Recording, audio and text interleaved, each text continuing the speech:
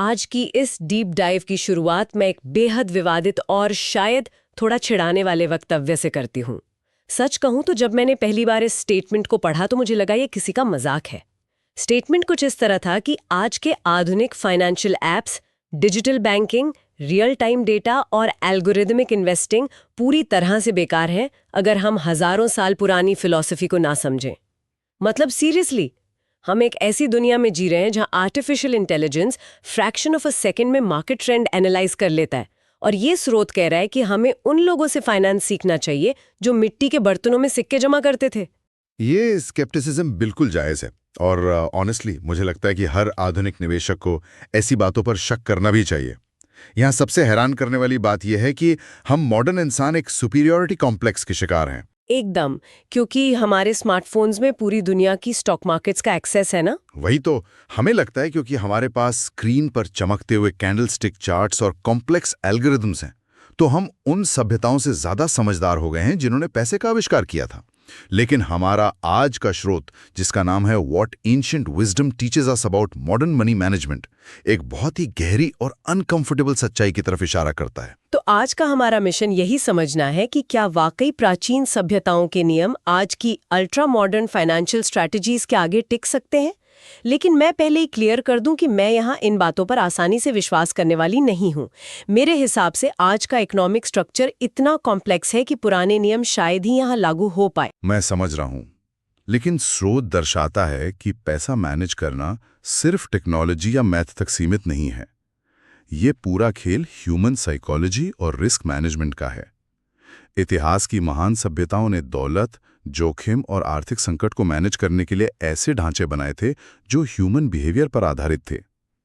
Tools बदल गए हैं, लेकिन लालच, डर और इंसानी स्वभाव बिल्कुल वही है। आधुनिक फाइनेंशियल स्ट्रैटेजी तभी फेल होती है जब वो इस ह्यूमन एलिमेंट को इग्नोर करती है। देखिए, ह्यूमन साइकोलॉजी अपनी जगह ठीक है, पर चलिए प्रैक्टिकल ग्राउंड पर आते हैं। स्रोत में सबसे पहला हवाला बेबीलोन की सभ्यता का दिया गया है। उसमें एक बहुत ही मशहूर बेबीलोनियन सीख दी गई है कि कमाई का एक हिस्सा अपने पास रखने के लिए होता है। सुनने में ये किसी मोटिवेशनल सेमिनार की लाइन लगती है, पर इसके पीछे एक सॉलिड लॉजिक है जो आज के बिहेवियरल फाइनेंस से बिल्कुल मैच करता है। पर मैं एक आम मॉडर्न इंसान की हकीकत बताती हूँ। एक रियल लाइफ सिचुएशन लीजिए। एक व्यक्ति जो किसी मेट्रो सिटी में रह रहा है, जिसकी आमदनी का एक बड़ा हिस्सा रेंट में चला जाता है, फिर कार की ईएमआई, एजुकेशन लोन और आसमान छूती महंगाई। जब महीने की आखिरी तारीख आती है तो बैंक अकाउंट वैसे ही साफ हो चुका होता है। ऐसे माहौल में ये प्राचीन नियम कि अपने लिए पैसा बचाओ एक प्रैक्टिकल एडवाइस कम और एक मजाक ज्यादा लगता है।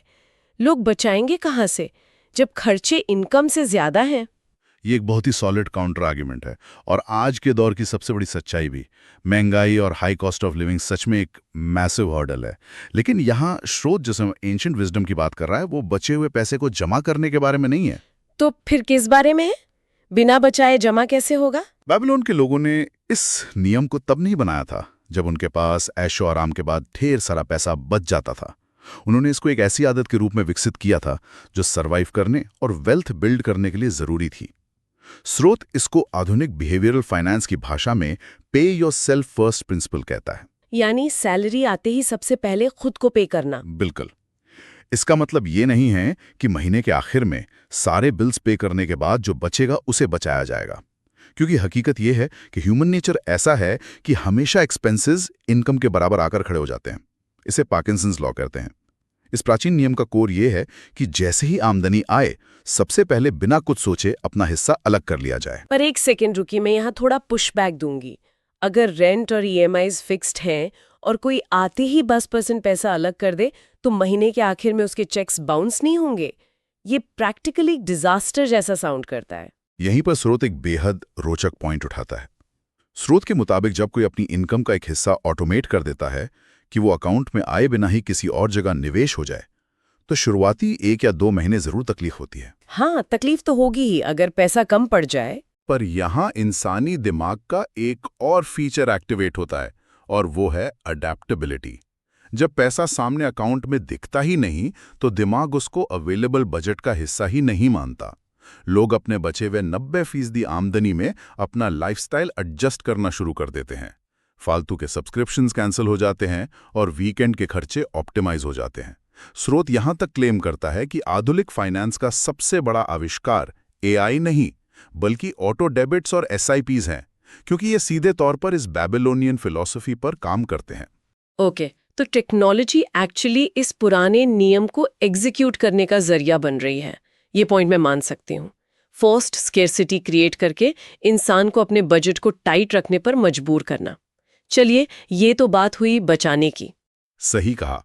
और इसके बाद स्रोत एक और गहरे टॉपिक पर जाता है। हाँ, श्रुत इसके बाद एक ऐसे टॉपिक पर जाता है जो मुझे सच में काफी आउट ऑफ प्लेस लगा। एरिस्टोटल और कन्फ्यूशियस जैसे फिलोसोफर्स का जिक्र। श्रोत के अनुसार इन दार्शनिकों ने पैसे के मामले में संतुलन और एथिकल रिस्पॉन्सिबिलिटी पर जोर दिया था। अब जेन्युइनली पूछूं तो फिलॉसफी का पोर्टफोलियो मैनेजमेंट से क्या लेना देना? देखिए, अगर फाइनेंस सिर्फ मैथ और नंबर्स का खेल होता तो हर मैथमेटिशियन आज बिलियनियर होता, लेकिन ऐसा नहीं है। वो तो है, पर पैसा आखिर कंपाउंडिंग, इंटरेस्ट रेट्स और मैथ का ही खेल है ना। एक एंशिएंट दार्शनिक मुझे रिटर्न ऑन कैपिटल एम्प्लॉयड के बारे में क्या सिखा सकता है? वो रिटर्न्स कैलकुलेट करना नहीं सिखाता, बल्कि स्रोत यहाँ पर एक बहुत ही फंडामेंटल सवाल उठाता है, जो मार्केट रिटर्न से कहीं ज्यादा बड़ा है। हम पैसा क्यों कमाते हैं? क्या सिर्फ बैंक अकाउंट में नंबर्स बढ़ाने के लिए? एरिस्टोटल और कन्फ्यूशियस दोनों का मानना था कि दौलत का एक क्लियर पर्पस, यानी एक मकसद होना चाहिए। बिना पर्पस की दौलत इंसान को भटका देती है।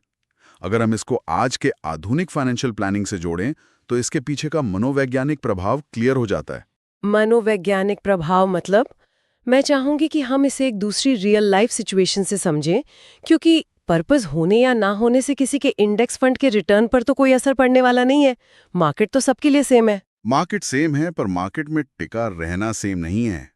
मान लीजिए दो मॉडर्न निवेशक हैं। एक व्यक्ति सिर्फ इसलिए एग्रेसिव इन्वेस्टिंग कर रहा है क्योंकि वो सोशल मीडिया पर दूसरों का लाइफस्टाइल देख रहा है। उसका लक्ष्य सिर्फ अमीर दिखना है, जिसका कोई अंत नहीं है। मतलब strictly FOMO driven investing. Exactly. अब जब मार्केट क्रैश होता है तो ये व्यक्ति पैनिक में आकर सबसे पहले अपने शेयर्स लॉस में बेचता है, क्योंकि उसका कोई लंबा मकसद नहीं था, सिर्फ इमीडिएट ग्रेटिफिकेशन था। वही दूसरा व्यक्ति जिसने एरिस्टोटल की फिलॉसफी को अनजाने में ही सही अपना लिया है, उसने अपने पैसे को अपने वैल्यूज से जोड़ा है। जैसे कि 50 की उम्र में फाइनेंशियल इंडिपेंडेंस तक पहुंचना, ताकि वो अपने पसंद का काम कर सके, या अपने बच्चों की बेहतर एजुकेशन फंड करना। बिल्कुल सही। तो जब मार्केट 20% गिरता है तो ये दूसरा व्यक्ति पैनिक नहीं करता। वो जानता है कि उसके बच्चों का कॉलेज 15 साल दूर है, इसलिए आज के मार्केट क्रैश से उसके पर्पस पर कोई असर नहीं पड़ेगा। स्रोत यही समझाने की कोशिश कर रहा है कि फिलॉसफी रिटर्न्स नहीं देती, बल्कि फिलॉसफी मार्केट में बने रहने का डिसिप्लिन देती है, और सिर्फ डिसिप्लिन ही लॉन्ग टर्म रिटर्न्स लाता है। ये वाकई सोचने वाली बात है। तो बेसिकली बिना मकसद के पैसा जमा करना ऐसी गाड़ी चलाने जैसा है जिसमें फ्यूल तो फुल है, पर डेस्टिनेशन का पता नहीं। ये पर्सपेक्टिव सच में नंबर्स से परे है। लेकिन चलिए अब उस हिस्से पर आते हैं जिसने मुझे एक्चुअली थोड़ा इम्प्रेस किया, हालांकि मैं उसमें भी अपना पॉइंट रखना चाहूंगी। हाँ, बताएं कौन सा हिस्सा? स्रोत में प्राचीन रोमन व्यापारियों का जिक्र है और उनकी ट्रेड रूट्स की कहानियां हैं। बताया गया है कि ये रोमन मर्चेंट्स अपने जोखिम को कम करने के लिए अपना सामान अलग-अलग जहाज़ों में भेजते थे, ताकि अगर एक जहाज तूफान में डूब जाए या लुटेरे आ जाए तो सब कुछ तबाह ना हो। और यही डाइवर्सिफिकेशन की सबसे पुरानी और सटीक डेफिनेशन है। हाँ, ये बेसिकली डाइवर्सिफिकेशन की एंशिएंट डेफिनेशन लगती है। पर आज के हाईली कोरिलेटेड ग्लोबल मार्केट्स में क्या ये रोमन थियरी वाकई काम करती है? आज अगर ग्लोबल मार्केट क्रैश आता है तो सब कुछ एक साथ गिरता है। ये अलग-अलग जहाज वाली स्ट्रैटेजी तो ऑब्सोलीट नहीं हो गई? ये बहुत ही शार्प ऑब्जर्वेशन है। आज के समय में ग्लोबल इवेंट्स का असर हर चीज पर एक साथ दिखता है। लेकिन स्रोत जिस रोमन स्ट्रैटेजी की बात कर रहा है वो सिर्फ फिजिकल रिस्क को बांटने के बारे में नहीं थी। वो सिस्टमैटिक रिस्क और अनसिस्टमैटिक रिस्क को समझने के बारे में थी। सिस्टेमिक रिस्क मतलब जो पूरे सिस्टम को डुबा दे। सही पकड़ा। रोमन व्यापारी सिर्फ अलग जहाज नहीं चुनते थे, वो अलग ट्रेड रूट्स, अलग मौसम और अलग कमोडिटीज चुनते। एक्सट्रीम डाइवर्सिफिकेशन करते थे। एक जहाज अगर सिल्क लेकर ईस्ट की तरफ जा रहा है तो दूसरा मसाले लेकर वेस्ट की तरफ जाता था। इसको आधुनिक मार्केट में लागू करें तो ये सिर्फ अलग अलग टेक स्टॉक्स लेने के बारे में नहीं है, क्योंकि वो तो एक ही जहाज पर अलग अलग डब्बे रखने जैसा हुआ। तो इसका मतलब अगर कोई अपने पोर्टफोलियो को डाइवर्सिफाई करने के नाम पर 10 अलग-अलग टेक कंपनीज के शेयर्स खरीद लेता है तो वो गलत फहमी में जी रहा है। एब्सोल्युटली। यहाँ एक बेहद शॉकिंग स्टैटिस्टिक है जो मैं शेयर करना चाहूंगा।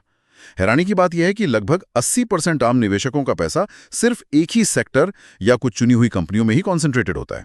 जब वो सेक्टर पिटता है तो उनके सारे शेयर्स गिरते हैं। वाओ, 80% लोगों को लगता है कि उन्होंने डाइवर्सिफाई किया है, पर एक्चुअली उन्होंने एक ही तूफान के रास्ते में अपने सारे जहाज खड़े कर दिए। एग्जैक्टली।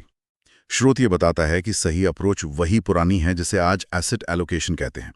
कुछ हिस्सा डोमेस्टिक इक्विटीज में, कुछ इंटरनेशनल मार्केट्स में जहां का साइकिल अलग हो, कुछ गवर्नमेंट बॉन्ड्स में जो मार्केट गिरने पर अक्सर स्टेबल रहते हैं, और कुछ हिस्सा रियल एस्टेट या सोने जैसी हार्ड कमोडिटीज में। रोमन मर्चेंट्स यही कर रहे थे। एक तूफान पूरे समुद्री मार्ग को बर्बाद कर सकता था, पर जमीन पर चलने वाले कारवां पर उस तूफान का कोई असर नहीं होता था। ये कनेक्शन सच में माइंड ब्लोइंग है। जहां जहाज और कारवां थे वहां आज इक्विटीज और बॉन्ड्स है। एक रूट ब्लॉक हुआ तो दूसरा रिटर्न ला कर देगा। रिस्क को फैलाने की आत्मा आज भी वही है जो हजारों साल पहले थी। चलिए इस सभ्यता के सफर को थोड़ा आगे बढ़ाते हैं और उस पॉइंट पर आते हैं जहां स्रोत सबसे ज्यादा बोल्ड क्लेम करता है। यहाँ दो बेहद अलग और सीरियसली फाइनेंस से बिल्कुल असंबंधित विचारधाराओं का मिलन कराया गया है। प्राचीन भारतीय ग्रंथ अर्थशास्त्र और प्राचीन चीनी युद्ध नीति सन त्सू का द आर्ट ऑफ वॉर। ये हिस्सा थोड़ा अनयूजुअल जरूर लगता है, पर इसके डीप इम्प्लीकेशंस हैं। मैं यहाँ एक बार फिर स्ट्रांगली इंटरप्ट करूंगी। चाणक्य के अर्थशास्त्र की बात एक हद तक समझ आती है क्योंकि वो स्टेट क्राफ्ट और इकोनॉमी पर लिखा गया था। लेकिन सन त्सू एक मिलिट्री स्ट्रैटेजिस्ट थे। उन्होंने ये किताब इसलिए लिखी थी ताकि वो दुश्मन सेनाओं का सर्वनाश कर सके। युद्ध के नियमों का फाइनेंशियल लिटरेसी या पोर्टफोलियो मैनेजमेंट से क्या लेना देना? फाइनेंस मार्केट और बैटलफील्ड में तो जमीन आसमान का फर्क है। देखने में जरूर लगता है कि स्टॉक मार्केट कोई खून खराबे वाला मैदान नहीं है, पर स्रोत जिस तरफ इशारा कर रहा है वो ये है कि फाइनेंशियल लैंडस्केप में आर्थिक नुकसान किसी फिजिकल इंजरी से कम नहीं होता। आर्थिक फैसले लेना किसी मिलिट्री स्ट्रैटेजी से बिल्कुल अलग नहीं है। कैसे? थोड़ा विस्तार से समझाइए। स्रोत समझाता है कि सुन त्सू के सिद्धांत सीधे तौर पर इन्वेस्टर बिहेवियर और मार्केट मैकेनिक्स पर लागू होते हैं। सुन त्सू का सबसे बड़ा नियम है लर्न बिफोर यू लीप, या know your enemy and know your self. बिना दुश्मन की ताकत, मैदान की स्थिति और खाइयों को जाने युद्ध में उतरना मौत को दावत देना है। लेकिन आधुनिक फाइनेंस में ये दुश्मन कौन है? यहाँ तो सब रिटर्न्स कमाने आए हैं। यहाँ दुश्मन जैसा तो कोई कॉन्सेप्ट होना ही नहीं चाहिए। यही सबसे बड़ी गलतफहमी है जो आम लोग पाल लेते हैं। स्रोत के अनुसार आज के फाइनेंस में दुश्मन दो हैं। पहला, मार्केट के वो इनविजिबल फोर्सेस जिसे हम hidden fees, exorbitant expense ratios और कॉम्प्लेक्स फाइनेंशियल प्रोडक्ट्स कहते हैं। बहुत से लोग बिना समझे ऐसे प्रोडक्ट्स खरीद लेते हैं जिनकी फीस उनके प्रॉफिट्स को अंदर ही अंदर खा जाती है। ये बिल्कुल वैसा ही है जैसे बिना जमीन चेक किए मार्शलैंड में सेना उतार देना। ओह, आई सी। और दूसरा दुश्मन? दूसरा और सबसे बड़ा दुश्मन खुद हमारी अपनी इमोशंस हैं। फोमो यानी फियर ऑफ मिसिंग आउट। आजकल लोग सोशल मीडिया पर देखकर बिना उस कंपनी की बैलेंस शीट समझे अपना हार्ड एंड पैसा लगा देते हैं। सुन त्सू का नियम यही कहता है कि बिना एजुकेशन और बिना मार्केट कंडीशन को समझे कैपिटल डिप्लॉय करना एक हारी हुई लड़ाई लड़ना है। ये हमारी तीसरी रियल लाइफ सिचुएशन बन सकती है। तो बेसिकली जब कोई दोस्त आकर टिप देता है कि भाई इस नए क्रिप्टो कॉइन में पैसे लगा दो, रातों रात डबल हो जाएगा, और कोई बिना सोचे समझे लगा दे, तो सुन त्सू के हिसाब से वो एक बेवकूफ जनरल है जो अपनी सेना को आग में झोंक रहा है। एकदम सही एनालॉजी दी है आपने। वो कैपिटल उसकी सेना है और बिना रिसर्च के इन्वेस्ट करना सेना को मरने छोड़ देना। ये एनालॉजी तो काफी ब्रूटल है पर एक्यूरेट है। और इसमें अर्थशास्त्र का क्या रोल है? वो इस युद्ध नीति को कैसे कॉम्प्लीमेंट करता है? अर्थशास्त्र आपातकालीन स्थितियों यानी कंटिंजेंसीज के प्रबंधन पर फोकस करता है। उस दौर में सबसे बड़ा संकट क्या होता था? सूखा पड़ जाना, फसल बर्बाद हो जाना, या किसी पड़ोसी राज्य का हमला। ऐसे में चाणक्य का जोर था कि राज्य के पास हमेशा अनाज और स्वर्ण का एक ऐसा भंडार होना चाहिए जो बुरे वक्त में पूरी प्रजा का गुजर बसर कर सके। Emergency fund. जी हाँ, स्रोत इसे सीधे आज के इमरजेंसी फंड के कंसेप्ट से जोड़ता है। आज फसल का नुकसान शायद हमें डायरेक्टली अफेक्ट ना करे, पर अचानक मेडिकल इमरजेंसी आ जाना या ग्लोबल रिसेशन की वजह से अचानक जॉब चली जाना आज के दौर का सूखा ही तो है। स्रोत कहता है कि जिस तरह राज्यों को बचाने के लिए इमरजेंसी ग्रेनरीज होती थीं, उसी तरह एक इंडिविजुअल को आर्थिक रुइन से बचाने के लिए कम से कम 3 से 6 महीने का लिक्विड खर्चा हमेशा तैयार रखना चाहिए। ये एक बहुत ही रिलेटेबल पॉइंट है। अगर किसी के पास वो इमरजेंसी फंड नहीं है और कोई मेडिकल क्राइसिस आ जाए तो मजबूरी में उसे अपने इन्वेस्टमेंट्स को लॉस में बेचना पड़ेगा। यानी एक संकट पूरे फाइनेंशियल स्ट्रक्चर को हिला देगा, क्योंकि एंशिएंट विजडम को इग्नोर करके सिर्फ हाईएस्ट रिटर्न के पीछे भागा जा रहा था। देखिए, मैं शुरू में बहुत स्केप्टिकल थी। मुझे लगा ये सब मिट्टी के बर्तन वाली बातें हैं। और अब क्या लग रहा है? अब मुझे इन स्रोतों का जो कॉम्बिनेशन स्रोत ने पेश किया है उसका वेट समझ आ रहा है। हमने इस लंबी चर्चा में बेबीलोन के फोर्स्ड सेविंग्स, एरिस्टोटल की पर्पस ड्रिवन अप्रोच, रोमन्स के नॉन कोरिलेटेड डाइवर्सिफिकेशन और अर्थशास्त्र तथा sun Tzu की रिस्क मैनेजमेंट स्ट्रैटेजीज पर डीप डाइव किया। तो इस पूरे विश्लेषण को अगर हम एक आम निवेशक के लिए कंडेंस करें तो वो अपने स्मार्टफोन और एप्स के इस नॉइज के बीच इन नियमों को एक्चुअली कैसे अपनाएं? एक मॉडर्न रोड मैप क्या होना चाहिए?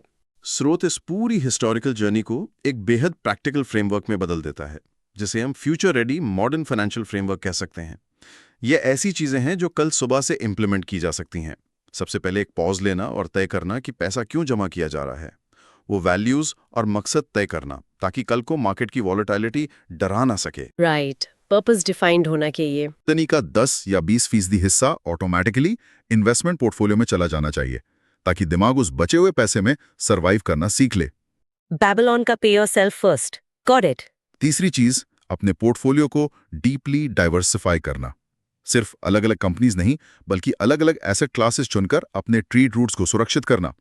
चौथी बात, मार्केट में वेल्थ कंपाउंड करने से पहले किसी बैंक अकाउंट या लिक्विड फंड में आने वाले 6 महीने की बेसिक लिविंग कॉस्ट को फ्रीज कर देना, ताकि अचानक आने वाली कोई इमरजेंसी लंबे सफर को डिरेल न कर दे। और आखिरी कदम? और आखिर में अपने ईगो को साइड रखना और लगातार फाइनेंशियल एजुकेशन लेते रहना। बिना सोचे समझे किसी ऐसी चीज में ट्रेड ना करना जिसे पूरी तरह समझाना गया हो। sun Tzu की आत्मा इसी में बसती है। ये फ्रेमवर्क सच में नॉइज को कट करके सिर्फ सिग्नल पर फोकस करता है। इन सब बातों पर गहराई से गौर करने के बाद मैं सच में अपनी शुरुआती शंका को पूरी तरह वापस लेना चाहूंगी। आधुनिक टेक टूल्स, चाहे वो AI हो, रियल टाइम डेटा फीड्स हो या ट्रेडिंग एप्स, ये सब वाकई बहुत ताकतवर हैं। ये काम को आसान बनाते हैं, पर ये टूल्स तब तक खतरनाक है जब तक हमारी आर्थिक नींव इन प्राचीन और आजमाए हुए नियमों पर टिकी न हो। मैं उस बात से पूरी तरह सहमत हूँ। लेकिन इस पूरी चर्चा को समाप्त करते हुए मेरे दिमाग में एक नया सवाल खड़ा हो गया है, और ये वाकई सोचने वाली बात है। अगर हजारों साल पहले बिना किसी पुश नोटिफिकेशन, बिना किसी फ्लैश न्यूज़ और बिना किसी सोफिस्टिकेटेड एल्गोरिदम के इंसान अपनी दौलत और रिस्क को इतने असरदार और सस्टेनेबल तरीके से मैनेज कर लेता था, तो क्या आज का ये 24/7 financial media, minute by minute portfolio tracking और हर रोज लॉन्च होते नए इन्वेस्टमेंट प्रोडक्ट्स सच में लोगों को अमीर बना रहे हैं? या ये बेहिसाब डेटा और टेक्निकल इन्फॉर्मेशन असल में हमारा ध्यान उन्हीं बुनियादी और सटीक नियमों से भटका रही हैं जो सच में काम आते हैं? क्या आज का सबसे बड़ा आर्थिक खतरा मार्केट नहीं, बल्कि ये कांस्टेंट इन्फॉर्मेशन ओवरलोड ही है?